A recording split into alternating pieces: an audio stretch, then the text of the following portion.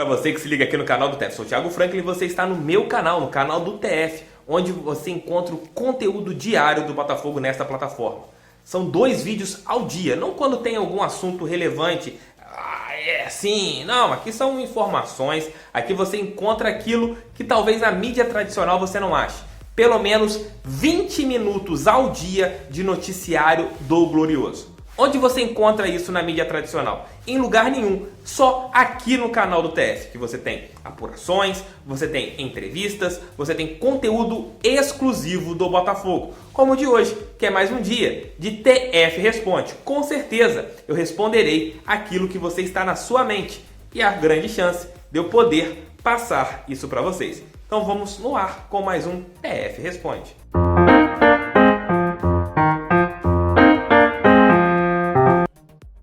E vamos às perguntas através do meu Twitter, o _ Thiago Franklin. Link aqui embaixo, está passando aqui, ó, para vocês o meu Twitter.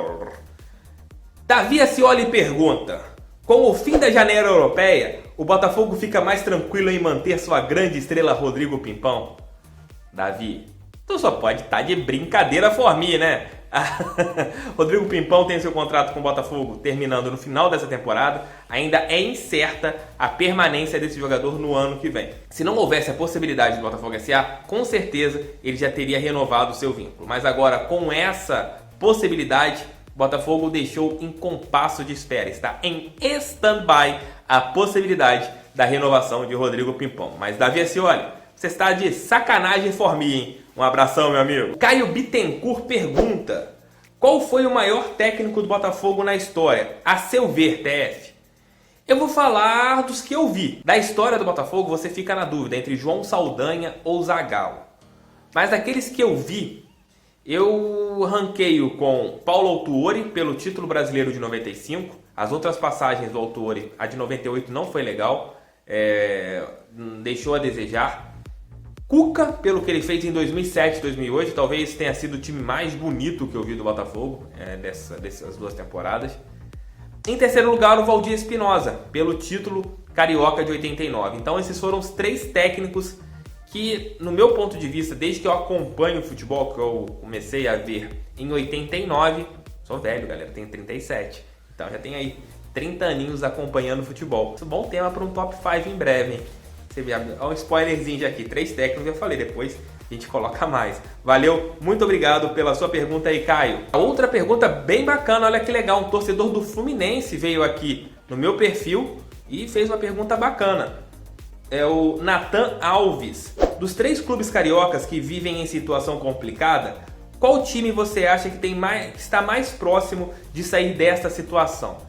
Nathan, o Botafogo, pela possibilidade da SA, eu acho que é o primeiro que pode sair dessa insolvência bem possível de acontecer, né? Que os times estão indo ladeira abaixo e vendo o principal rival, que é o Flamengo, subindo com passos de gigante, e os outros indo para trás com passos gigantes. É uma diferença muito significativa do que está acontecendo no futebol do Rio.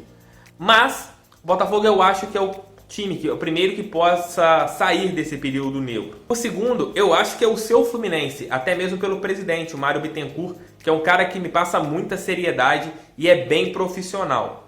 Apesar de eu não gostar do Celso Barros, eu acho o Celso Barros um fanfarrão. A palavra certa é essa. É aquele dirigente à moda antiga, aquele dirigente que não tem visão muito de futebol, uma visão de mercado. É um cara que pensa no futebol como nos anos 90 ou no começo dos anos 2000.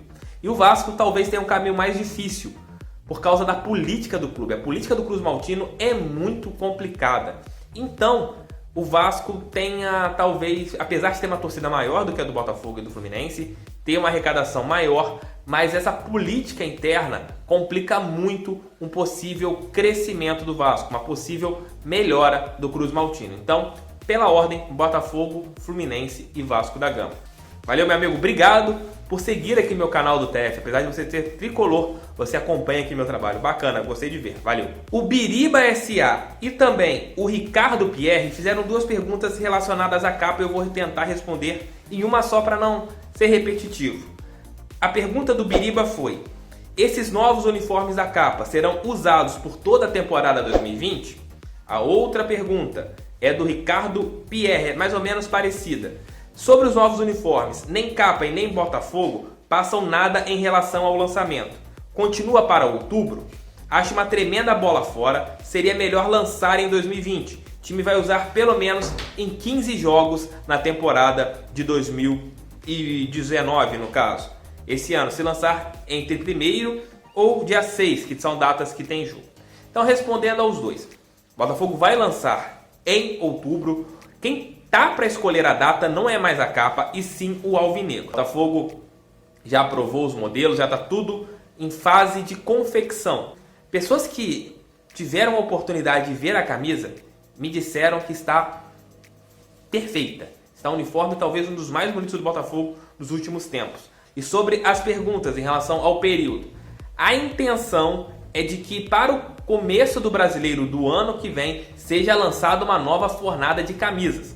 Mas em 2020 teremos um novo lançamento. Tem muita gente que pergunta também sobre a parte financeira. O Botafogo vai receber royalties em relação aos uniformes. O contrato é mais ou menos parecido com clubes que têm marcas próprias, que não são os clubes que fazem a camisa, eles terceirizam para uma empresa fazer e você divide royalties com a mesma. O Botafogo tem um contrato parecido com a Capa em relação a isso. Não recebeu nada em relação a luvas, vai receber o material e vai receber o percentual das vendas. Mais ou menos isso. E a distribuição da Capa vai ser bem bacana, porque houve um showroom no Rio de Janeiro e vários lojistas compraram o pacotão do Botafogo em relação a uniformes. E o mesmo está sendo feito para outras lojas do Brasil.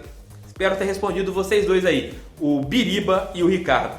Tamo junto e valeu pela pergunta. O engraçadinho do Bruno e Beatriz perguntou: qual hidratante para a sua careca? Tamo junto e parabéns pelo sucesso. Pior que eu uso, cara, é que eu tenho caspa, então tenho que passo shampoo na minha careca.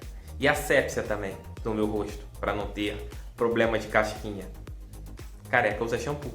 Um abraço, Bruno e Beatriz. O Gilson Improvisado faz uma pergunta bem legal. O Botafogo S.A. vai investir nas obras do CT que estão paradas? Uma das intenções realmente é essa, Gilson. O Botafogo vai usar aquilo que tem de arrecadação, que está no pacotão lá do Botafogo S.A. para investir no CT da base, do profissional. Então, isso está dentro do pacote. O Botafogo espera sim investir no seu CT. O Botafogo S.A. terá esse pacotão, terá esse suporte. Por quê?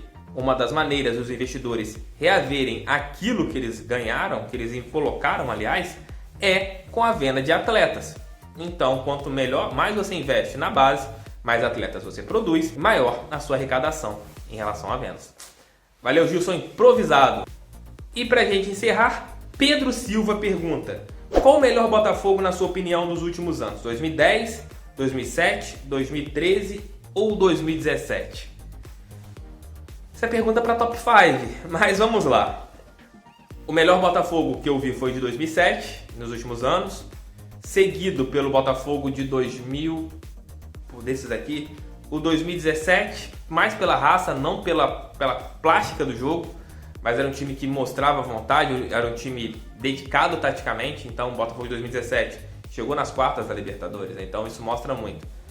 Dessa sua listagem aqui de 2013, se o Botafogo tivesse classificado para a Libertadores de 2013, aquele time, na minha opinião, tecnicamente foi o melhor do Botafogo em relação a peças. O time do Carioca de 2013 era fantástico. O Botafogo tinha pelo menos 2 a 3 atletas por posição. Então vamos colocar um exemplo. Se o Botafogo tivesse esse show de vagas, igual temos hoje na Libertadores, o Botafogo teria conseguido a classificação para a Libertadores de 2013. E aquele time da Libertadores de 2013 era favorito para ganhar, porque era muito forte. Aí depois aconteceram os atrasos, etc. O Botafogo acabou perdendo aquele time todo. Então, na minha opinião, o terceiro é o Botafogo de 2013, apesar de tecnicamente ter sido melhor do que o Botafogo de 2007 e de 2017. E o de 2010, campeão carioca, era um time voluntarioso, que foi crescendo, que foram peças chegando. Poderia ter ido para a Libertadores naquele ano de 2010, mas entrou numa fase de azar tremenda aquele time do Jair Santana na reta final do Brasileiro. Perdeu o Herrera, que fazia um belíssimo campeonato brasileiro, perdeu o Michael Suel, que fazia um grande campeonato, perdeu o zagueiro, Fábio Ferreira, que vivia talvez no seu grande momento, também foi perdido ali. Então o Botafogo acabou entrando numa reta terrível e não conseguiu a vaga na Libertadores, que era algo bem possível. Mas você também esqueceu do time de 2011, que era um time muito bom, era um time muito forte, mas que o Caio Júnior, o falecido Caio Júnior, perdeu o elenco na reta final. O Botafogo, que tinha grandes chances de título brasileiro naquele ano, acabou nem conseguindo uma vaga na Libertadores. Pedro, obrigado pela sua pergunta. Isso aqui é outro spoiler, a galera tá querendo spoiler para Top 5.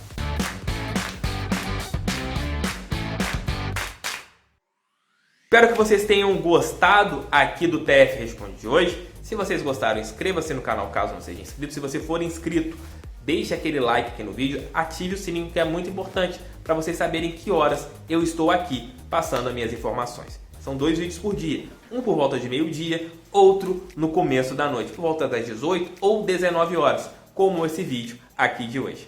Então, tamo junto, aquele abraço. Chefe, o conteúdo do canal do TF é bom, visto capa, roupas lavando, mais links aqui na descrição do vídeo. Um abraço e até amanhã.